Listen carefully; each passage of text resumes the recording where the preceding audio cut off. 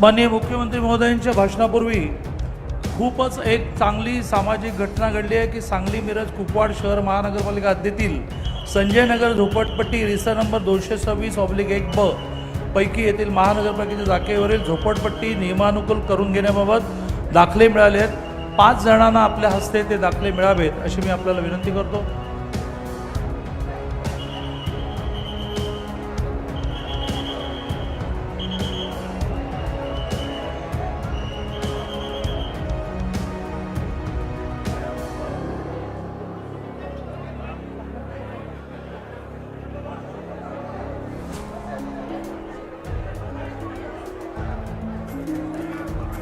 मी माननीय मुख्यमंत्री महोदय देवेंद्रजींना विनंती करेन की त्याने आपल्या सगळ्यांना संबोधित करावे।